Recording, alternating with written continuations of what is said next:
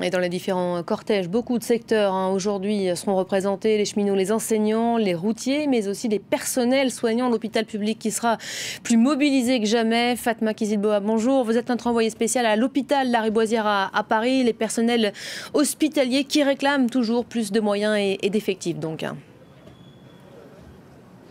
Absolument, avec le rassemblement, vous voyez derrière moi, qui a déjà commencé. Nous sommes en compagnie de Cathy Legac, qui est infirmière de métier, qui est également co-secrétaire du syndicat Sud Santé APHP, donc Assistance publique hôpitaux de Paris.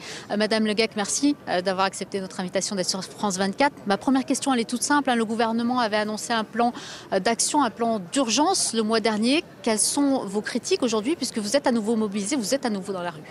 Alors nos critiques sur ce plan d'urgence, c'est qu'il n'est pas à la hauteur de nos espérances et de nos revendications surtout. Ce n'est que quelques millions rajoutés à ce qui était au départ et pour autant ça va quand même créer un déficit dans les hôpitaux. Le fait qu'on prenne en charge la dette, c'est juste que si les hôpitaux reprennent des crédits pour compenser cette dette. Donc ce n'est pas à hauteur, on n'a pas eu d'effectifs supplémentaires, encore moins de salaires tels qu'on demande à 300 € pour toutes et tous. Et puis surtout, les lits n'ont pas été réouverts. On voit bien, l'épidémie de bronchiolite arrive en ce moment sur Paris et on est obligé d'envoyer les enfants à 200 km parce que des lits n'ont pas été ouverts au sein de nos hôpitaux à Paris.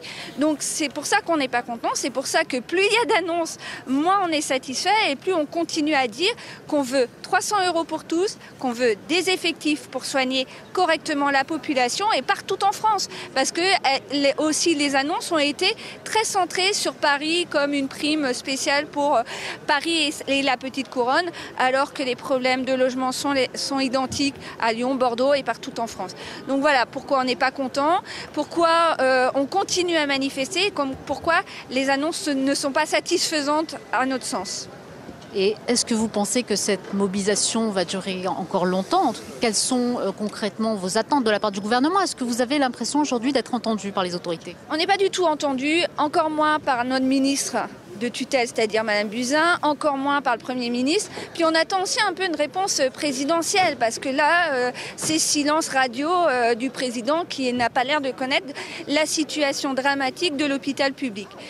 Et oui, si on n'obtient pas satisfaction, on va continuer une date et on va se rencontrer en intersyndical avec les collectifs interhôpitaux, interurgences, les collectifs d'usagers, les associations pour éventuellement continuer et mettre une autre date au mois de janvier.